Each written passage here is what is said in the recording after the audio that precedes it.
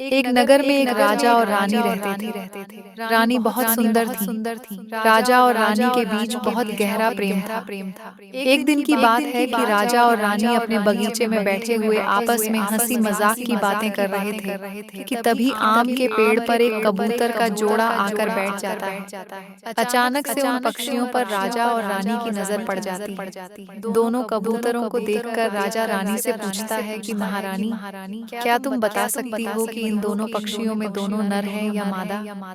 राजा के इस प्रकार पूछने पर रानी कहने लगी कि महाराज, कैसी बातें करते हो? पक्षियों का जोड़ा तो अक्सर नर और मादा का ही होता है। इनमें एक पक्षी नर है और दूसरी मादा। राजा मुस्कुराते हुए कहने लगे कि महारानी, यह जरूरी नहीं है, दोनों नर और मादा ही हो। दोनों नर भी हो सकते हैं और दोनों मादा भी हो सकते हैं। हो सकता है कि यह दोनों पक्षी भाई भाई हों। रानी कहने लगी कि नहीं महाराज, ये दोनों नर और मादा ही है। मुझे लगता है कि आपको पक्षियों की ठीक से पहचान नहीं है। राजा बोला, नहीं महारानी, ये दोनों नर ही हैं। इस प्रकार राजा और रानी के बीच उन दोनों पक्षियों को लेकर बहस होने लगती है। राजा ने कहा, ये दोनों नर हैं, और रानी कह रही थी कि दोनों में एक नर है और एक मादा।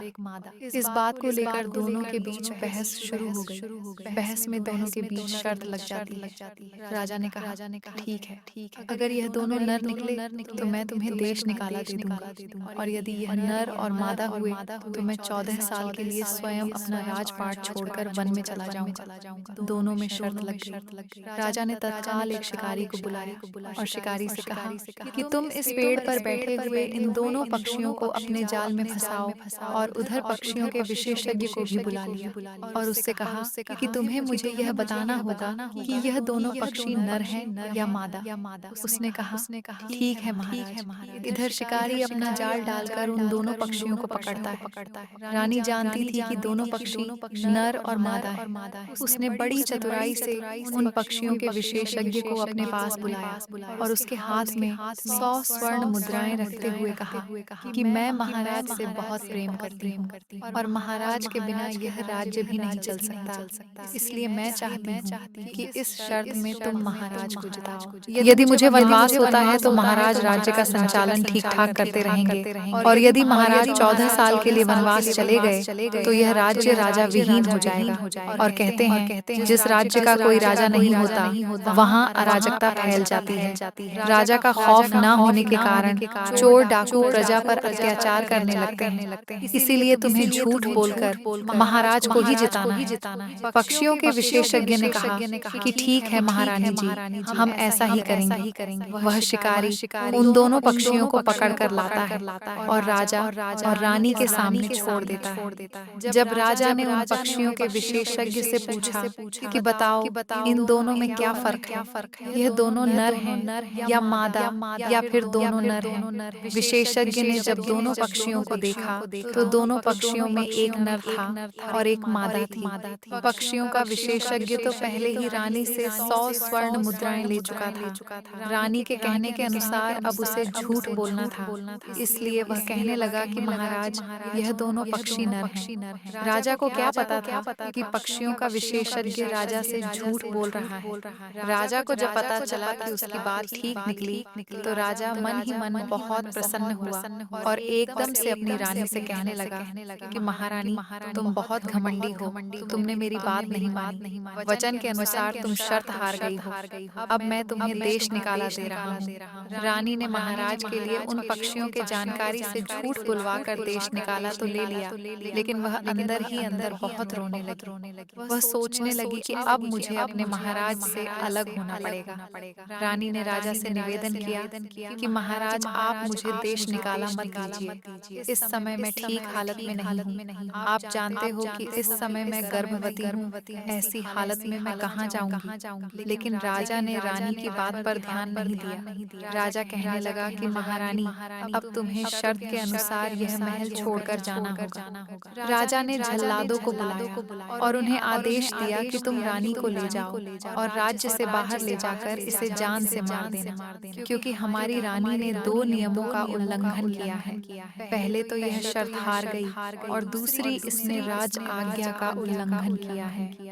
जल्लाद महारानी को लेकर चल देते हैं और चलते चलते राज्य की सीमा से बाहर निकल जाते हैं और एक घने जंगल में जाकर के महारानी को मारने का विचार बनाते हैं। इधर महारानी मन में विचार करती है कि हे भगवान, अब मेरे प्राण कैसे बचेंगे, मैं किस तरीके से अपनी रक्षा कर पाऊंगी। उन जल्लादों में से एक जल्लाद कहने लगा कि हे महारानी, राजा के आदेश के अनुसार हमें आपको मारना ही पड़ेगा, हमें क्षमा कर देना।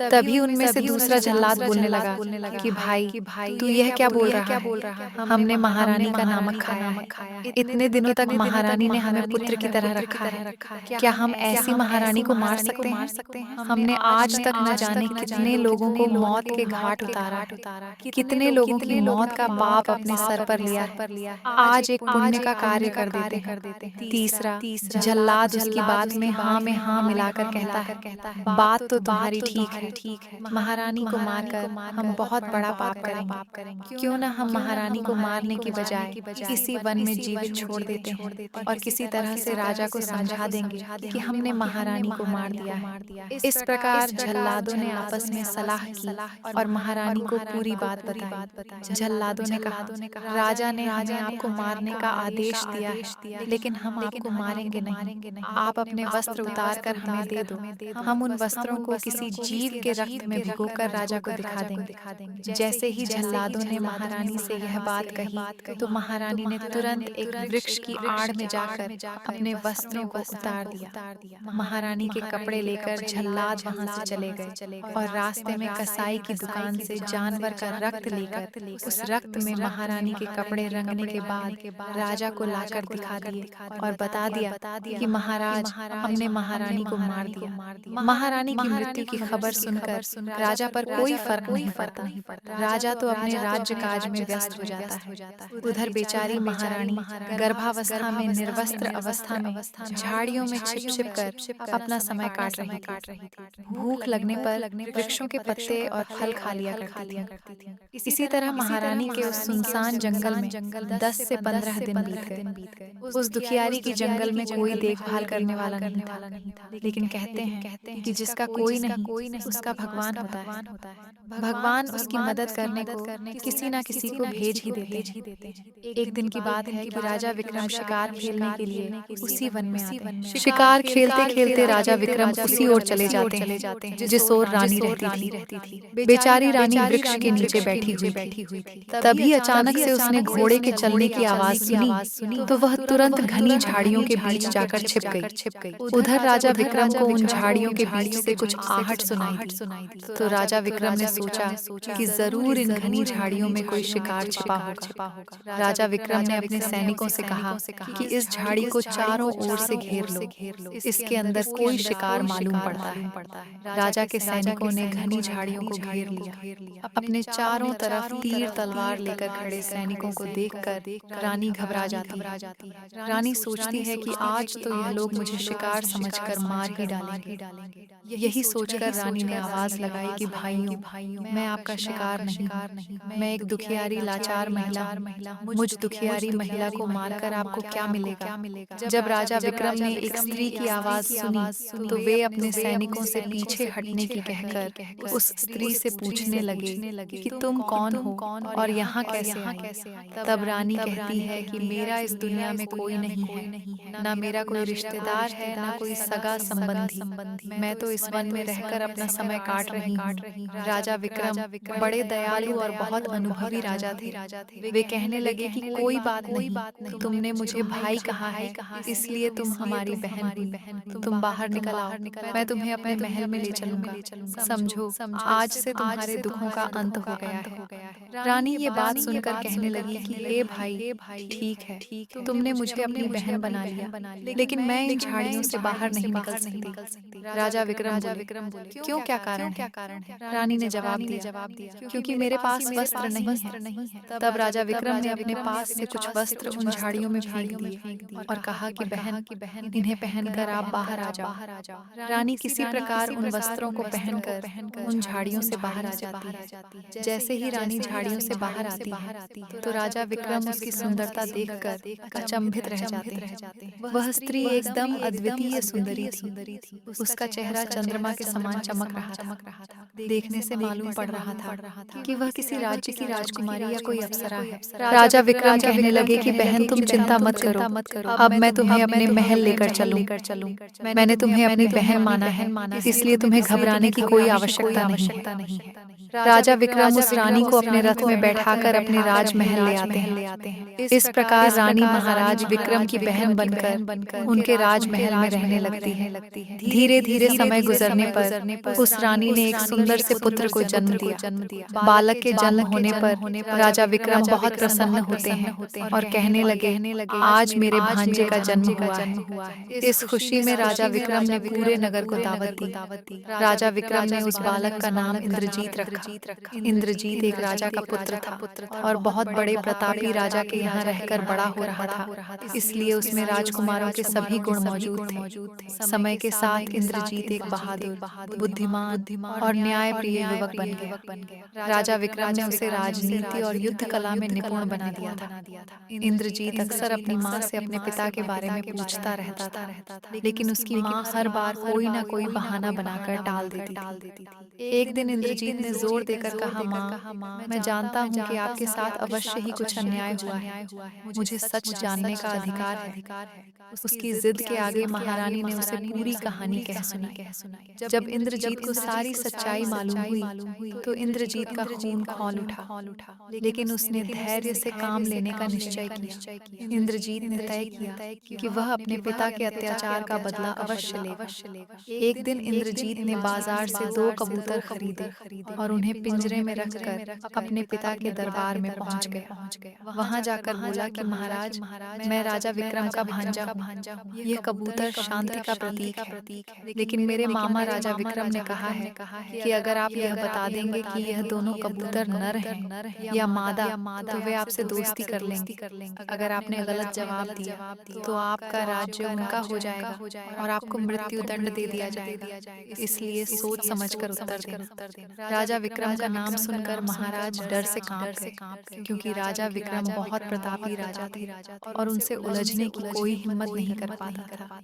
राजा ने कह दिया कि बेटे, यह दोनों कबूतर नर हैं, इनमें कोई मादा नहीं। इस पर इंद्रजीत ने कहा कि महाराज, किसी पक्षी विशेषज्ञ को बुलाइए जो आपके उत्तर की पुष्टि कर सके। तत्काल ही पक्षी विशेषज्ञ को बुलाया गया। ये वही पक्षी विशेषज्ञ था जिसने महारानी के कहने पर झूठ बोलकर यह कहा था कि दोनों कबूतर नर हैं। जब वह पक्षी विशेषज्ञ कबूतर की जांच पड़ताल करने आया तो इंद्रजीत ने तलवार उसकी गर्दन पर रखकर कहा कि यदि तुमने गलत उत्तर दिया तो तुम्हारा सर धड़ से अलग कर दिया जाएगा। पक्षी विशेषज्ञ ने कबूतरों की जांच पड़ताल करके बताया कि महाराज, इन दोनों कबूतरों में एक कबूतर नर है और दूसरी मादा। पक्षी विशेषज्ञ का जवाब सुनकर महाराज थर थर कांपने लगे और इंद्रजीत से माफी मांगने लगे। इंद्रजीत ने कहा कि महाराज, हमने सुना है कि आपने भी एक बार यही प्रश्न अपनी महारानी से किया था और महारानी का उत्तर गलत होने के कारण आपने उसे मृत्यु दंड दे दिया था। आपने यह जानने की भी कोशिश नहीं की कि यह पक्षी विशेषज्ञ सही बोल रहा है या झूठ। आपने इस पक्षी विशेषज्ञ के कहने पर अपने अहंकार के कारण अपनी गर्भवती महारानी को मौत के घाट उतरवा दिया। आपको अपनी पत्नी व होने वाले बच्चे पर जरा भी दया नहीं आई। आज यह पक्षी विशेषज्ञ उस दिन की सच्चाई आपको बताएगा। इंद्रजीत ने जैसे ही पक्षी विशेषज्ञ की तरफ देखा, पक्षी विशेषज्ञ महाराज के पैरों में गिरकर क्षमा मांगने लगा और बोला, उस दिन महारानी ने मुझसे कहा था कि मैं महाराज से बहुत प्रेम करती हूँ। अगर महाराज शर्त हार गए तो वे 14 सालों के लिए वन में चले जाएंगे और महाराज के बिना इस राज्य का संचालन नहीं हो सकेगा। उनके बिना राज्य में अराजकता फैल सकती है, इसलिए तुम्हें महाराज को जिताना होगा। महारानी के कहने पर कि मैंने बिना कुछ सोचे समझे आपसे झूठ बोल दिया था।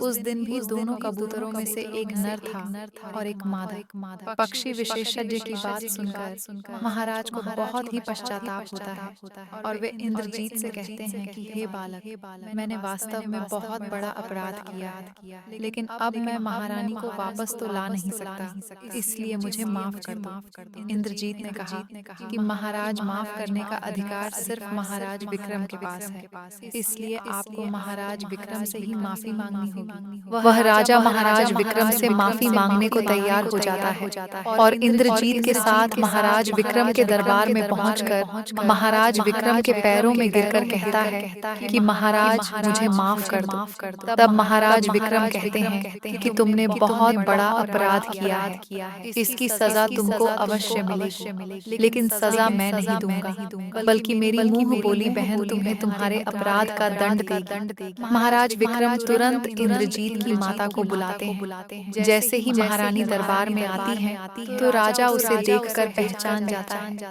और महारानी को जीवित देखकर अचंभित रह जाता है और महारानी से कहता है कि महारानी, मैं तुम्हारे त्याग को समझ नहीं सका। जो कष्ट मुझे भोगने चाहिए थे वह आपने भोगे। मैंने अपने अहंकार में आकर आपके साथ बहुत अन्याय किया है, मुझे माफ कर दो। तब महारानी कहती हैं कि महाराज, मैंने आपके लिए अपना सब कुछ त्याग दिया था। मैंने आपके साथ अपने रिश्ते को बहुत महत्व दिया था, लेकिन आपने मेरे साथ अन्याय किया। आपने अपने होने वाले बच्चे पर भी तरस नहीं खाया। आपने मेरे साथ साथ उसे भी मृत्यु दंड सुना दिया जिसका कोई अपराध ही नहीं था, जो इस दुनिया में आया ही नहीं था। इसलिए आपको क्षमा करने का अधिकार मेरे पुत्र इंद्रजीत को है।